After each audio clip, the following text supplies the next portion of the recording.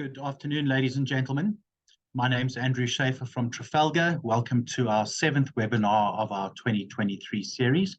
Our topic tonight, as you can see, is Audit and Financial Management, Frequently Asked Questions for community schemes. Thank you very much for attending.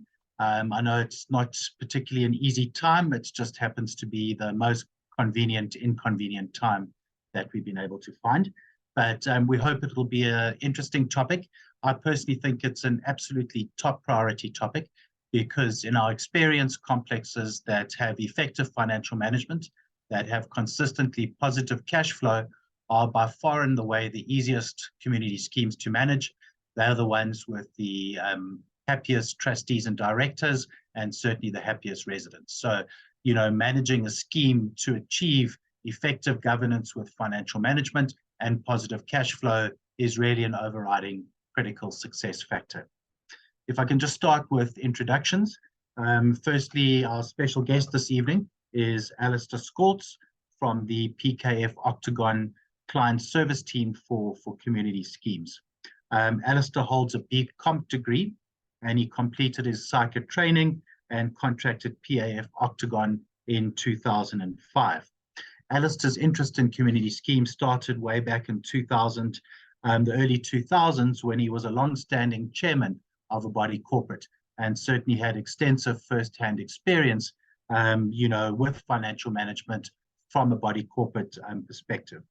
He's had extensive experience in managing agents, both in South Africa as well as in Australia, and he's now part of the Octagon PKF client service team involved with audits for community schemes. And so Alistair will be speaking to Dave Hershowitz, our other panelist this evening. Dave is Trafalgar's National Accounting Manager based in Johannesburg, and Dave will have some frequently asked questions for Alistair to unpack what's important for trustees and directors to be aware of in terms of community scheme audits. We'll try and aim to complete promptly by 6 o'clock or before.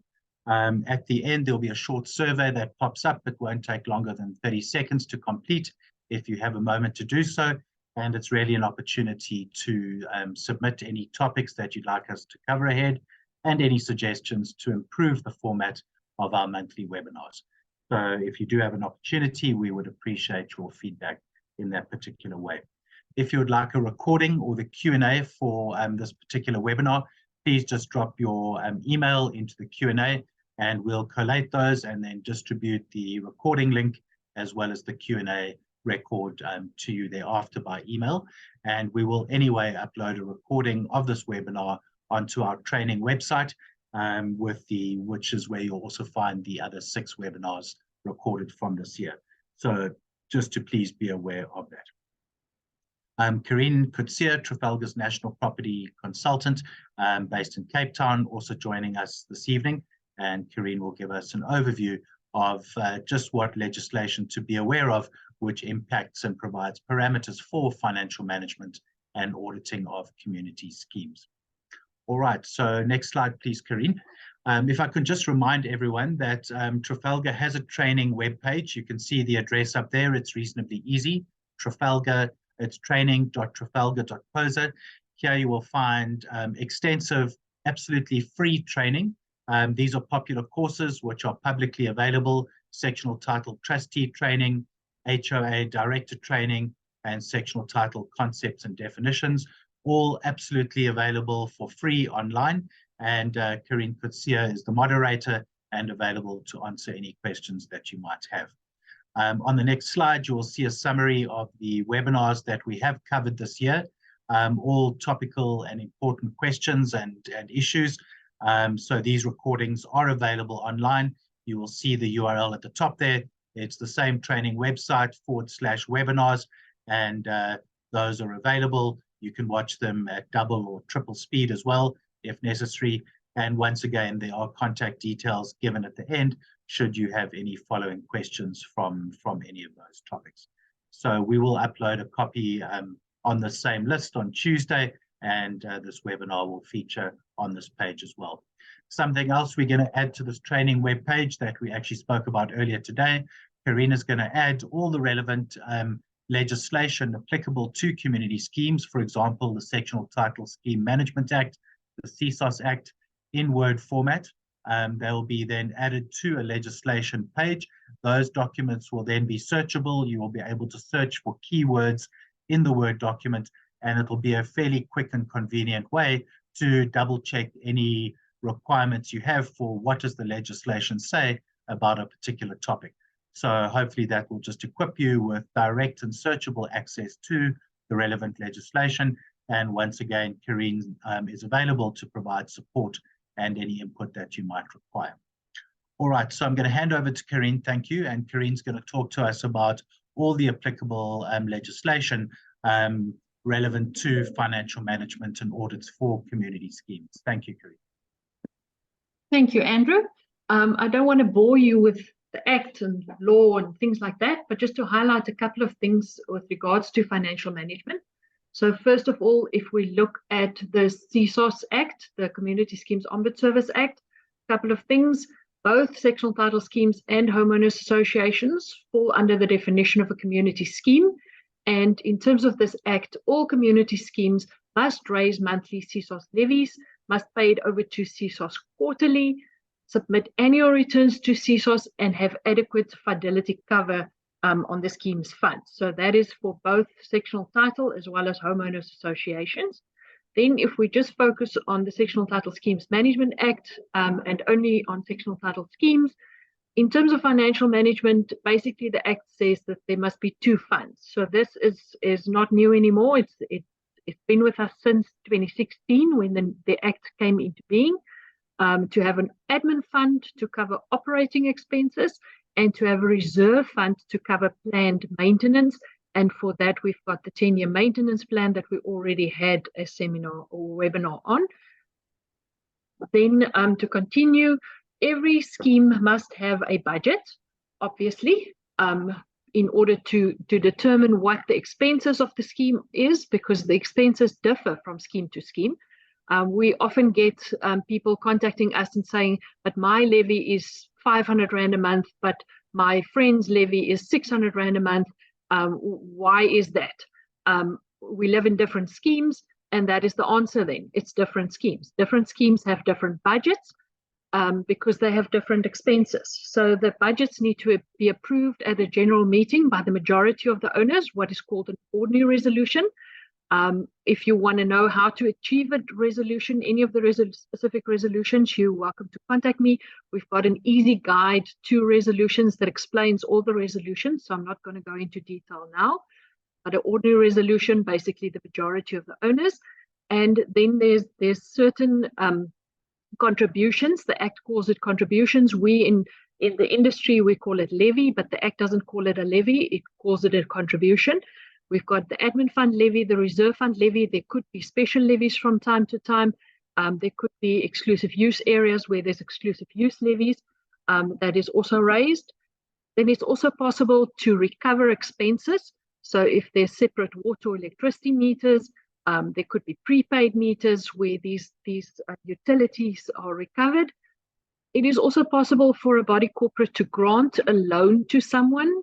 An example would be if there's an employee of the body corporate wanting to borrow money. For that, you would need a unanimous resolution. And the body corporate can also borrow money if you have a painting project. We also had a webinar on financing and all of that. So you just need a special resolution if body corporate wants to borrow money.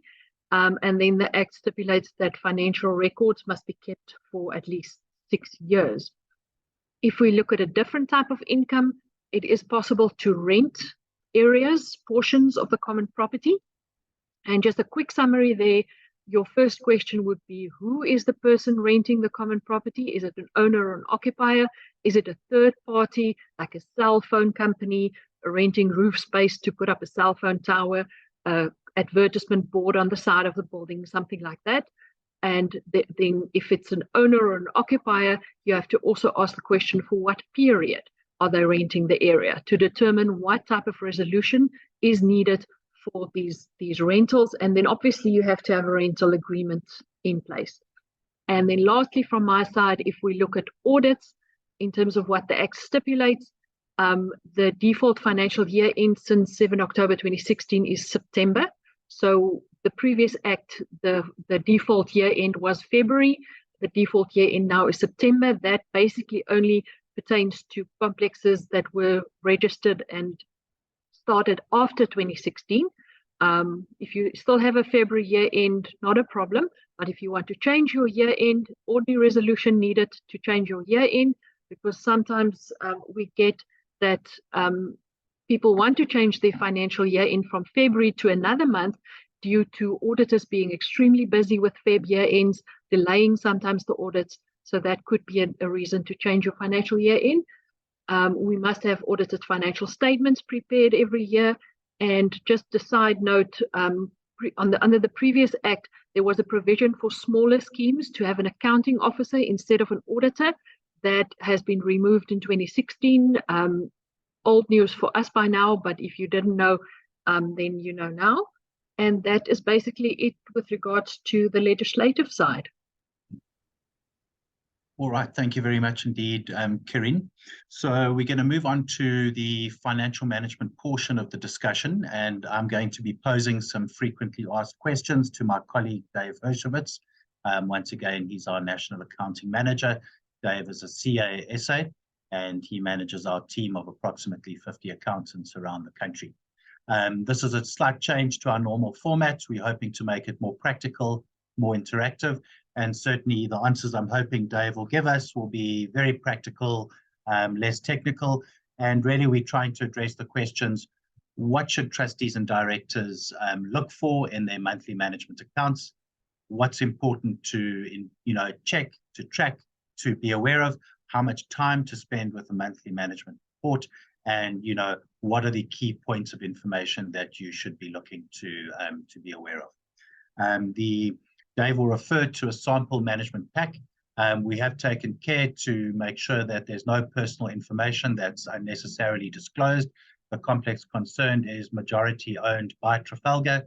I am the executive managing agent for this complex, and we have rental mandates for the two owners who are not Trafalgar owned units. So just some background that's been taken care of, and we'll then move Dave onto some questions for you. So first question is, what are the typical reports that are included in the monthly management pack, and why do you think they are important to look through on a regular monthly basis? Thanks, Andrew. Thank you for that introduction. Before I answer that question, I just thought if it's possible just to give a practical view on financial management. So there is one or two slides that I just wanted everyone just to show the components of financial management, and then I'll refer to your question if that's all right. Perfect. Okay. So because financial management, it's a very broad topic. There's a lot involved with it, and in all honesty, it can be one of those topics that people actually get scared about because anything related to money.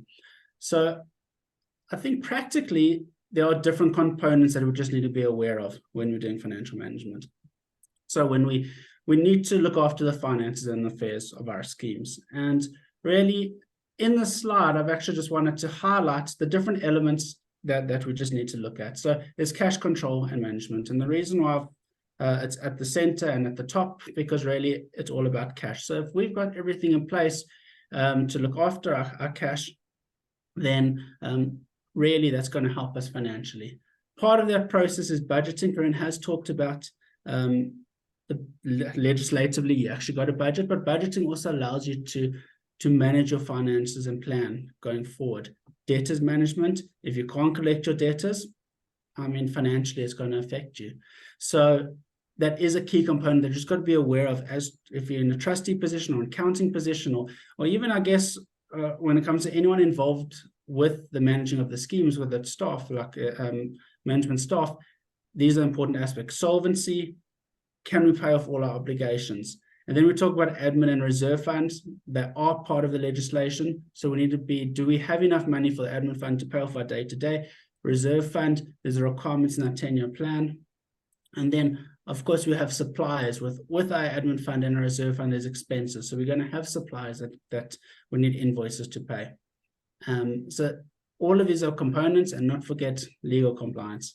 Are we in line with CSOS, with SARS? I just thought just to bring in this theme of financial management on a practical view. This is really what financial management encompasses. And if we can cover all of these aspects while we're practically doing it, then yeah, we're doing well. I think, Corinne, can you just go through the next slide, please? Okay. And then as part of this, I just would like to just talk about a bit of a flow in financial management. It's not so scary. What's nice with being in the finance aspect is there's deadlines and timelines that are actually legislated. So we can actually plan in advance. So if we have strong annual planning, we can manage our complex from a financial aspect. So it can start from day one. You know when your AGM date is, you know when your auditor financials need to be by to make your AGM. You want to have good budgeting. If you budget in advance, you can plan your income and expenses. Monthly financial reporting, monitoring, very important part of financial management. And then part of that, you have your external audits and AFs. You have to deal with your auditors. You have to make your compliance legislative requirements. And then there's also tax submissions. Part of the process, I mean, is also forecasting. You can have in your budgeting, you can have cash flow forecasting. You can have income statement forecasting. This all comes together, which can allow for successful financial management. And if it's planned in advance, my suggestion, then we can actually be on track. And there's no reasons why schemes can't be managed well. Yeah, sorry. Corinne, do you mind just then moving on to the next slide? Okay. So because the theme of this is not just financial management, it's audit management, I thought I'd just bring in this view from what I've seen, and just so we're aware of it. Finances obviously pose certain risks, and I think these are just high-level common themes of risk that I've seen and I've thought of, not necessarily just in some of the schemes, and potentially, I mean, if these are covered as part of our financial management and planning processes, then the audit should be successful. The managing of our finances and everything else, the compliance aspects and reporting, all of this should be all right. So big things that I've seen probably in our industry, I mean, cash and bank, it's always the nature of it. Revenue is always a tight-lipped one. We've got compliance, legal compliance issues. And really, this is just a snap view. Going concern, again, can you meet your obligations? It speaks to solvency. And just that we can see how they mirror. If we're getting our financial management aspects right, they'll speak to these potential audit risks. I'm just going to ask, because we've got our special external guest, Jay Alistair, who's involved in a lot of the audit aspects. From your point of view, would there be anything else that you might have seen that I might have not covered here, just for the audience? Hi, Dave. Thanks for having me. No, I think you've pretty much covered, the aspects, the critical aspects that we look at, and I would tend to agree with you. Certainly, from our point of view, all of those issues raised are relevant, and we would focus a lot on legal non-compliance because we document that in the actual audit report. And another area of concern, or really of major concern for us, would be the revenue. I mean, a lot of the body corporate functions stem from that. So I think those two are our major focuses. Cool. Thanks, Alistair. Thank you. Okay. Sorry, Andrew, can I get back to your question? Sure, Dave. Thank you very much. So just to go back to the question, it's, what are the important components of a monthly management pack, and, why is it important that trustees and directors spend some time going through this on a regular monthly basis? Okay, sure. Okay, so to do so, I'm going to, as you mentioned, practically do it through a management report. Hopefully this aids to the understanding. Can everyone see my report? Is it clear? Yeah, we do. Okay, perfect. Okay, so easiest thing when you get yourself a monthly report, when I look at it, I'm just going to refer to the different reports that come in here. There's reasons why they've been included in the monthly reports, in your monthly chairman's pack and results. They're all important, and they all have different importance to them, or they show different items. So you have your financial summary dashboard, and what the idea of this is to give an overview on big key KPI areas. Now, we've spoken about, I showed in my slide about debtors control and creditors and cash, and that report itself actually just gives you a snapshot view on it. So it is a very important tool and report to give you a good understanding of what's happened in the month. You have your trust account statement, which is your bank, your cash, also good. Your income statement for your admin fund and showing your reserve fund. The income statement, and this is usually the one where the most focus is given, and the reason being because we're trying to monitor our expenditure to our income coming in. We've got to get levies in. We've got to monitor our spend accordingly. So that's what is a very important report, and that allows us to monitor and see how we're doing with our funds theoretically. Balance sheet, understated report in most industries and most companies. The balance sheet is actually the most important because it gives you your solvency and your financial position. Because usually there's not many assets and many other items on your balance sheet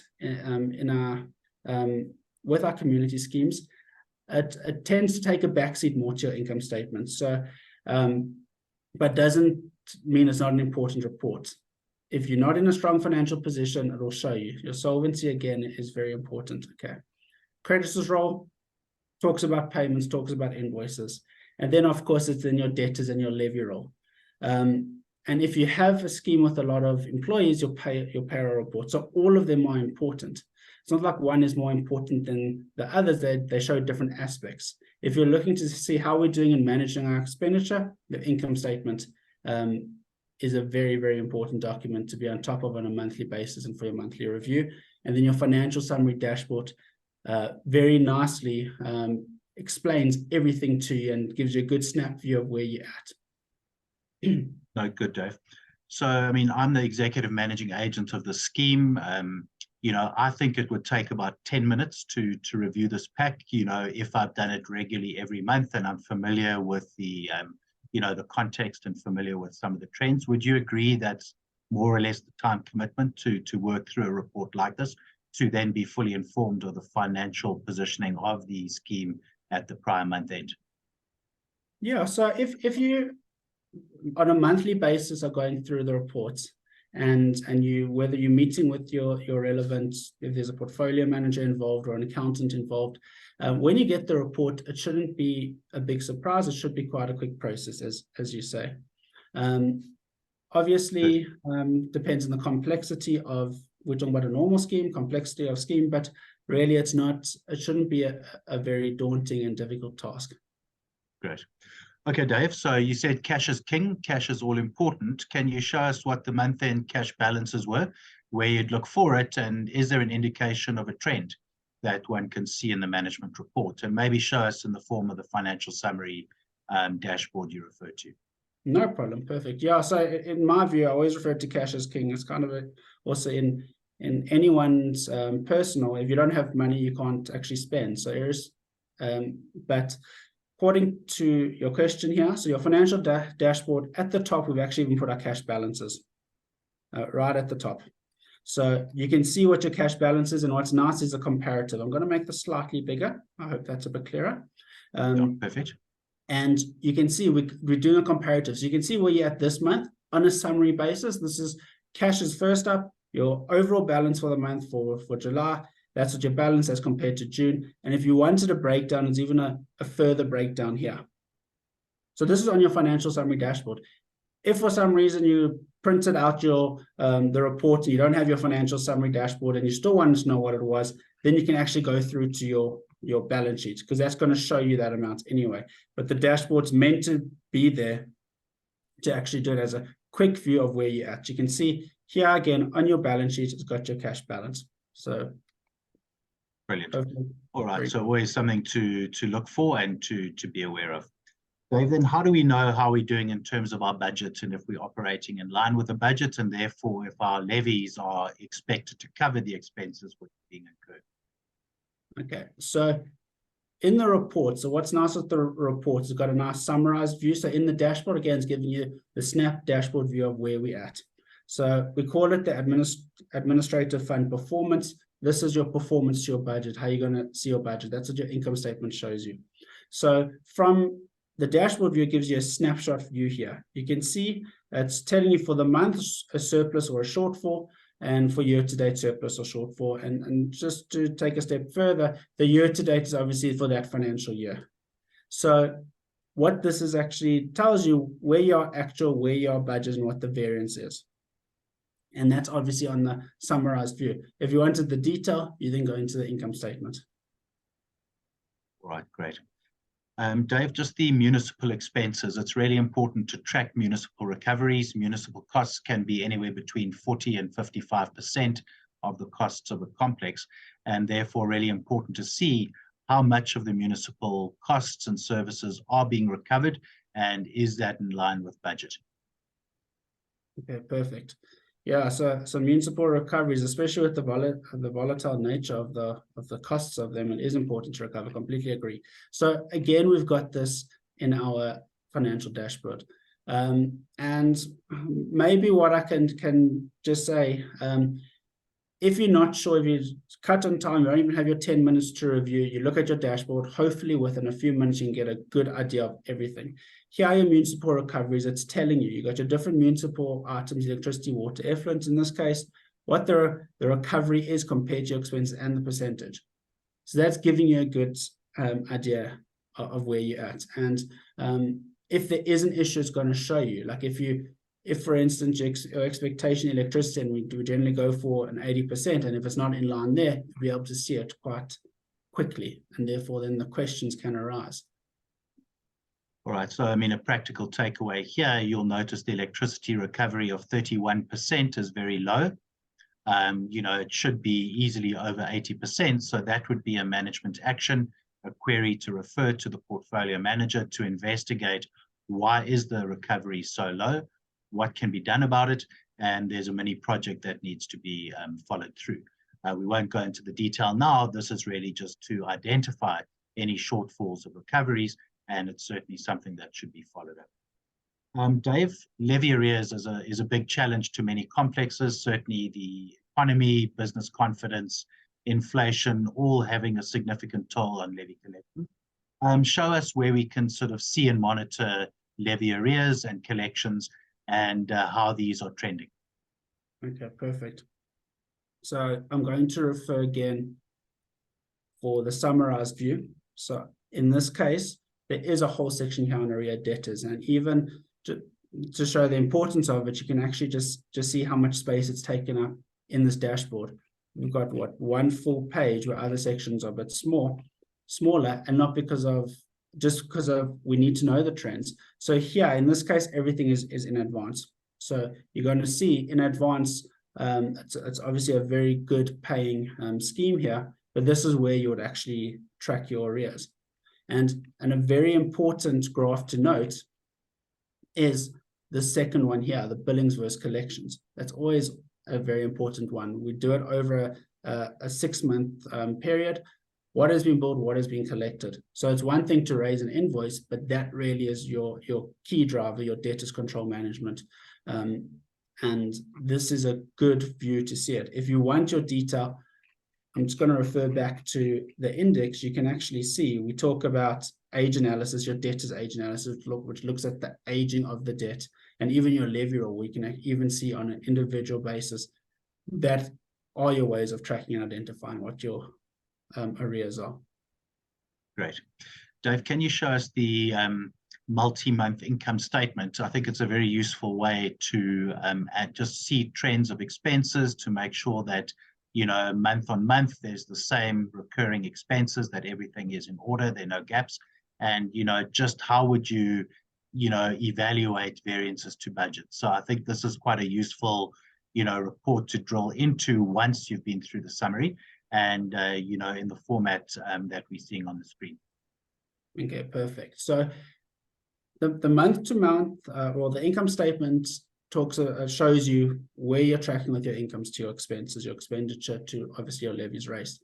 While this is a very nice format, the month to month, because in general, the type of expenses that we actually get in our schemes are generally quite consistent. You have your monthly contracts, you have your municipals, you might have staff costs, and you get your ad hoc repairs and maintenance. And on this view with the month to month, you can actually see whether something is out of line. So if I were to review, and I like to review income statements and schemes, how they're doing, I look to trends on how is the income doing. I mean, you could pick up, for instance, admin levy. Over here, you're compared to the months. Is it out of line? Same with the expenses. And then at a year-to-date basis, we can actually see what is actually happening. We've got our actual year-to-date to our budgeted year-to-date in the variance, and we can even see in line with budget. Because sometimes it's all about timing of expenses. It can happen where you're expecting something to happen end of the year, and it happens a bit earlier, so it looks a bit out in terms of your budget, but you can see on annual budget you're actually still okay. Always a nice good indicator when you're monitoring maintenance, for instance, because you got your annual budget and you can compare it to what's actually happened. The nice thing with this view, if I just want to add, is that if there is a big expense, you can pick it up here as compared to prior months. So that's what allows it. Sometimes comparing month actual to month budget might not be as affected, and that's what as the multi-month. And this is why it tends to be one of my favorite views of the income statement. Great. Dave, on the balance sheet, I think you did show us earlier, you referred to the cash balances. Anything else on the balance sheet that's important to just double check? Sure. Okay. So the balance sheet shows you all your balances. It's going to show you your outstanding debtors. It's going to show you, are there any outstanding creditors over here? What are the amounts of the creditors that you need to pay? And the most important thing is you actually want to see if it's solvent. So if this is in line with the requirements, you can see over here, if it's a positive, there's a deficit, that starts actually getting you a bit worried. The balance sheet shows you your financial position. It shows you whether you can pay obligations. That's a nice quick view, and it gives you your debtors balances and your suppliers. So that, along with your cash balances, is obviously the big things that I would look at. And Dave, just lastly, the payroll report is part of this. What's important just to double check on the payroll, which typically comes at the end of the report? Okay, sure. So the payroll reports, obviously there are legislative requirements, but I mean, if we look at it from a practical point of view, when you're managing a scheme, you want to know that if you've got one employee is going to be paid, if it's the right person being paid. If there was increases and you've just given the increase, it gives you an opportunity to actually check, did they get paid the right amount? And then what we also got, what's nice over here, is it tells you the leave due. So from a trustee point of view or management point of view, you can actually monitor your spend on the staff and payroll. Great. And just, an emphasis there that, many complexes, the leave balances of the community scheme staff are not well tracked because often the leave forms don't come through. So just important to keep an eye on that leave balance and make sure that it is as you think it should be. What are we looking at here, Dave? No, sorry, you still got my screen, don't you? Yeah, we do. I'm just looking at it's the surplus report. So that's our bank statement for the month. Yes. Is that right? Yes. Yeah. So just moved up. So what's nice with the bank statement, and the reason why I scrolled there, that is important. That is your cash in bank. So if you wanted to see what happened, it gives you a summary of the money that came in versus the money that got paid. Great. Dave, moving on because time is marching on. So we've looked at a static report that's typically circulated by email in the middle of the month for the prior month, once the accountant's been through and checked and made sure that everything is accurately reported. This is the monthly management pack that we are strongly suggesting that trustees and directors spend 10, call it 15 minutes a month working through, making sure they're agreeing with all the figures, they're fully informed of the financial management status. Now, what have we got for trustees and directors that would like to check on real-time balances, real-time cash balances, real-time levy collections and arrears, be equipped with instantaneous financial information? Perhaps you can just demonstrate the dashboard view to that. Sure. Thanks, Andrew. And I think this is just a very important, exciting area of financial management of the future. So ultimately, financial management, you want to be managing it going forward, like on real time, where we're at now, at the drop of fingertips. And this is our vision, is that you have a portal, you're able to log in and you get out the financial view of where we're at with everything. And so this is obviously a prototype of, if I was a trustee, I can log in and I can see at the drop of a fingertip, the press of a button, where are we at with our debtors movements. You asked me a question earlier about debtors trends, and this is a great view to see it. What is our money in bank? How much of this, and what's nice in this view, we actually split it between items, cash that's stuck in investments compared to bank balances, how much is being paid. So all those aspects of the financial management in that slide that I showed, this is the where we're going with it, with financial management, and to help for, as trustees, to manage the building, to understand what's happening currently. You're going to know if you've authorized an invoice to be paid, has it been paid? Here's a nice little graph and view of the income versus expenses. So the management report is great. This is obviously your retail, your real life basis of where we're at the financial view. And it's quick, it's simple. And if you wanted to dive in more, you can dive in more. Excellent. Okay, thanks, Dave. So, I mean, just to conclude financial management topic, this is actually a working prototype. It's online, it's a live building. These are live balances and reports. It's real time. You know, on the left, you'll see a menu where you can actually dive into more detailed reports, again, which will be real-time information. So we are aiming and hoping to make this live for all of our portfolio buildings and to provide trustees and directors with real-time online information in the format that you're seeing in this live prototype building. All right, so I think, Dave, that concludes the financial management topic. If I could hand over to you to pose some frequently asked questions to Alistair, just in terms of auditing community schemes. Okay, thank you. Thank you, Andrew. Great, thanks, Alistair. So in discussing audits, so we know there's a legislative compliance around audits, and obviously there's more involved with audits than what we think. So from your point of view, and I'm just going to start right at the end. Ultimately, at the end of the day, with an audit, is we get a set of financial statements. Okay, why is it good? Why is it important to get a good set of audited financial statements? Very good question, Dave. Thanks. Yeah, because I think quite often it's an afterthought, and it's considered not essential or not important. It's just another something you need to pay for.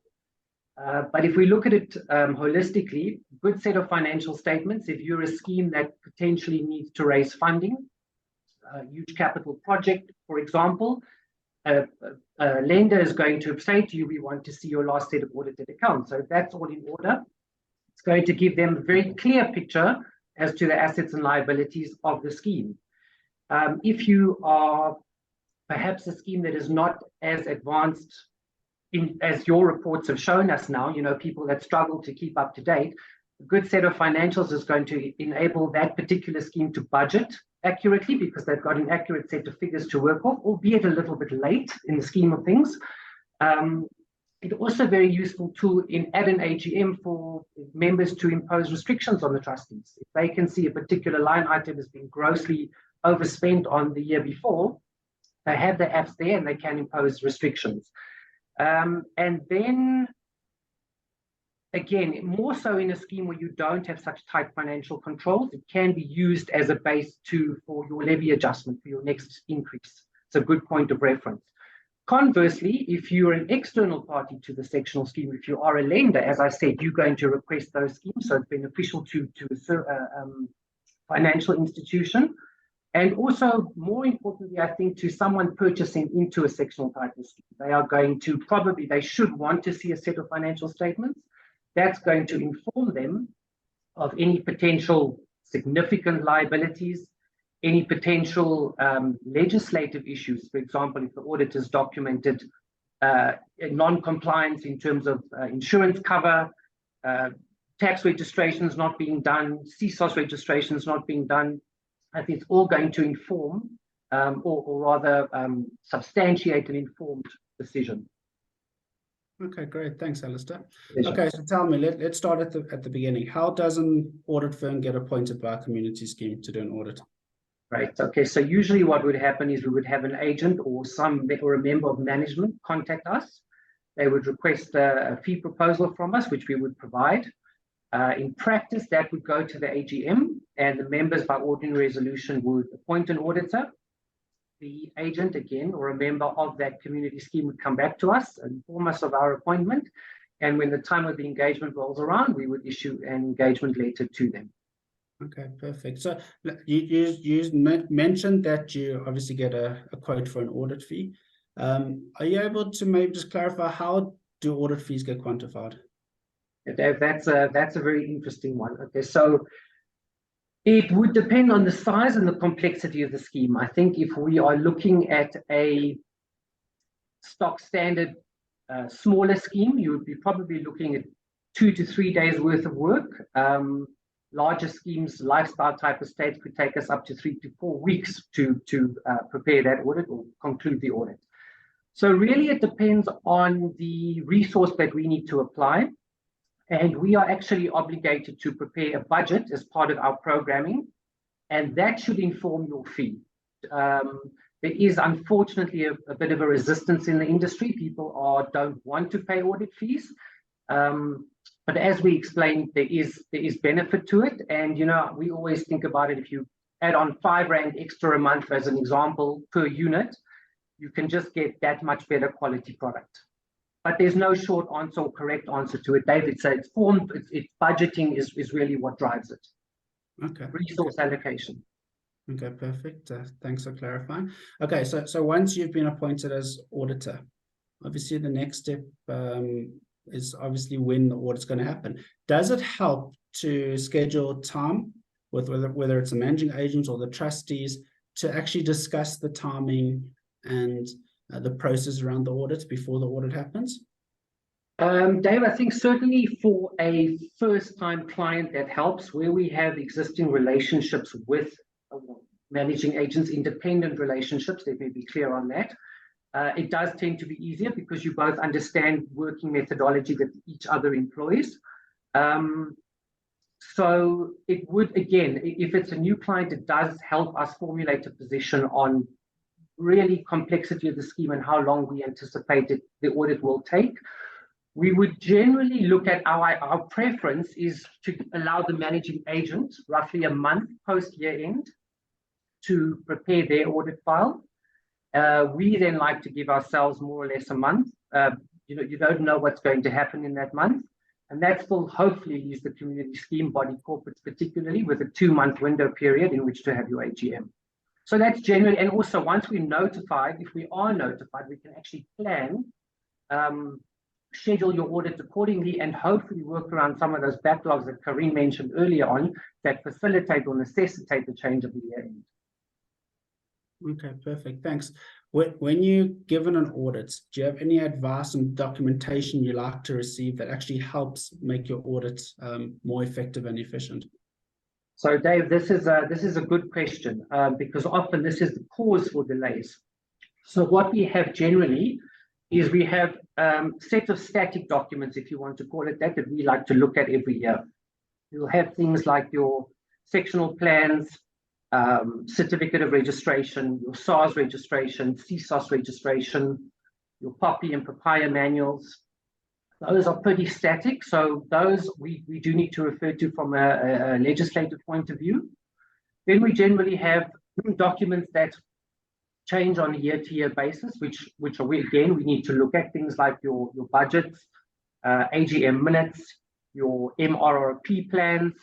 I just want to have a check here. Yes, and then obviously your financial documents, which are critical, your financial statements which have been prepared, trial balance, general ledger, all your supporting ledgers. And very important is that we need to see the supporting documents that obviously substantiate the figures in those ledgers. So really, in a nutshell, everything.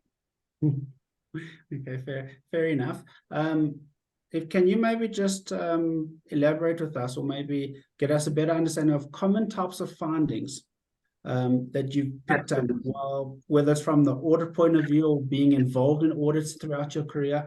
From the accounting side, do you mind just maybe making it clearer for us? Okay, so as we mentioned a bit earlier on, income is usually quite not contentious, but that's where we find most of our sticking points.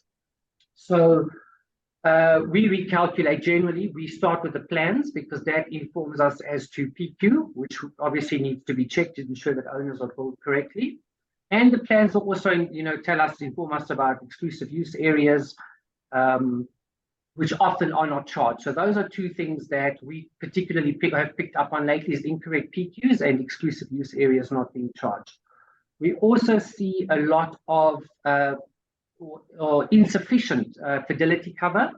Public liability is a bit easier because it's set, most people understand it, but often the calculation on the fidelity cover is incorrect. Reserve fund levy is still not being raised. This is a fairly common one, but you got there again, and it's a bit of a contentious issue. You need to look at the circumstances in the scheme. We'll leave that story for another day. Let me have a think for you. So there's still very much, we see often, particularly on new clients, incorrect disclosure. I think the requirements for correct disclosure in the apps have been there since 2016. There are still things which are prescribed, which are not being correctly disclosed. We see, and then another interesting one, less and less, but we still see, is levy or units that have sold, and that they are not arrears, but there's advance or excess payments, or when the clearance was issued. In the trust account environment, post 3 years, that's meant to be paid to the PPRA. Those balances tend to sit there, they're not cleared. And obviously then conversely, in an own account environment, they're not written off after the prescription period. So obviously to income, because it's not a bad debt. Those are the big ones, Dave. The usual suspect: owners' deposits taken 20 years ago. Owners have come and gone, they've sold. Deposits were raised to install meters. They're never going to be repaid. Just maybe initially incorrect accounting treatment. And then accruals or provisions that were raised, and those get carried year on year with no thought to clearing. Okay, yes, there's a lot of varied stuff. Absolutely. Okay, so I've got, I think, one more question from my side, and then when the audit's done and we have the financial statements and it's signed from the auditors and the directors and it's gone through the AGM process, what happens next to the financial statements? Dave, look, there's no legal requirement to submit those to SARS. Obviously, if they request them, they be provided. You've already touched on the fact that they do go to the owners at the AGM. Really, the only other place that needs submission or requires submission is CSOS with your annual return. Okay, no problem. Okay, perfect. Thanks, Alistair. Thanks, Dave. All right. On the screen, you see contact details for those of us here tonight.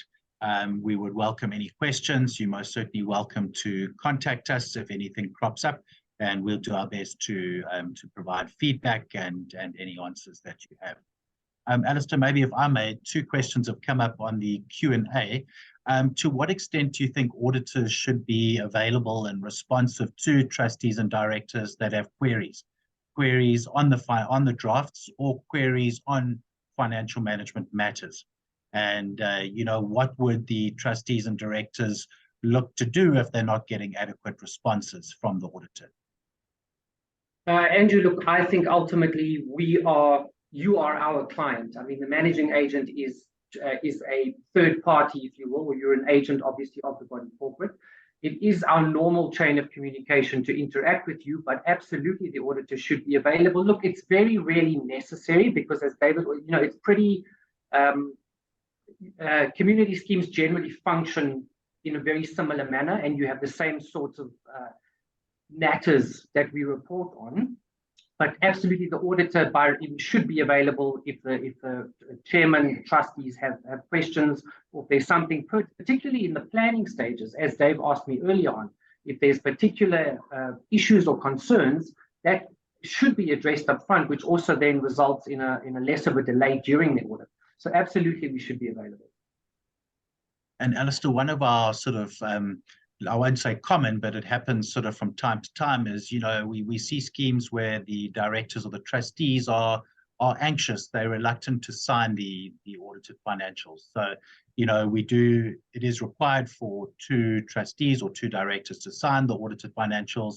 It is signed audited financials that are included in the AGM, so they're pre-approved in that way. They are presented at the AGM for review rather than approval. but how can we go about allaying the concerns and anxieties of trustees and directors who sign those audits? It's often people that, feel they're not financially trained, or they're not aware of the full history, or they think there's some risk in doing that. So what would you say to, try and assist those trustees and directors to be comfortable to sign off the audit? Okay, I think, look, it is a position of responsibility. And it's often, and I often do compare it to a director of a company. There is a fiduciary responsibility towards the members, towards that body corporate. All I can say to you is, if you've acted in good faith and you have ensured processes and procedures are followed, you should feel quite comfortable signing those financial statements. You've worked hopefully with a reputable managing agent. Your figures have been checked. Due process has been followed. Then you have, I would say, Andrew, you should feel comfortable signing those financial statements. On the flip side, if you are aware of untoward behaviors, those are, that's when you should worry. But if you follow due process, you've fulfilled your roles and responsibilities as a trustee, really, I think you have nothing to worry about. Alistair, we see from time to time, particularly with schemes coming on, incomplete financial records, which have become incomplete over the years. As a new managing agent, potentially don't have access to those records. And, really what I'm driving at is qualifications. How should trustees and directors think about qualifications? And, the point is that, very often a qualification is necessary or even preferred to move forward, to move on, where financial records can't be traced. And at least there's a sort of baseline that can be created in that way to move forward. Andrew, so I'm not going to get too technical about this. And Dave, please feel free to jump in. What we are required to do, and very often in the first year of an audit, if we are not able to verify or substantiate the opening balances, it would be a qualification in that first year in any event. So it is common what you have mentioned, that you have incomplete information.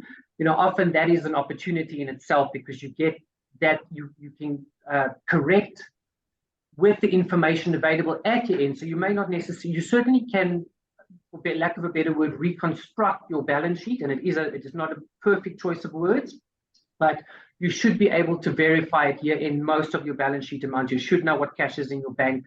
Hopefully you have you've had a trace, or at least you can get some records as regarding the debtors. If you know what the levies were, you can reconstruct certain line items. You can almost reprocess it, but it is normal in the first year of an audit, if we cannot verify your opening balances, that we would qualify. Yeah.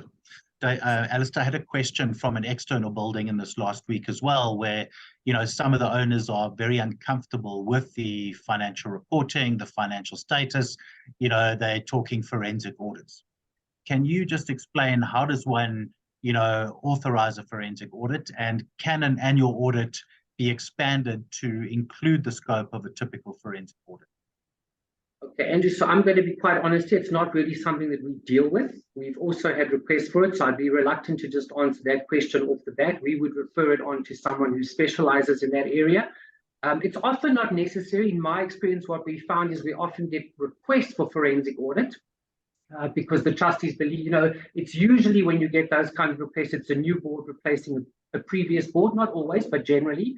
And once you alert the new board to the actual cost of that audit, they tend to decide it's not necessary. Again, in our experience, it's been, personal vendetta, but certainly we can refer people on if a forensic is what they require. Good. And I mean, you raised a good point earlier, Alistair, that, if members are uncomfortable with certain expenses, certain variances, the mechanism is there through restrictions.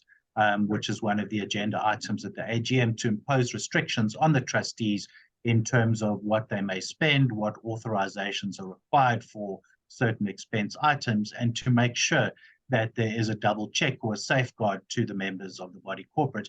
And then remembering that the budget approval is the framework in which costs are approved for the community scheme to be operating. And the trustees or directors are expected to operate within those parameters overall. So that's quite important.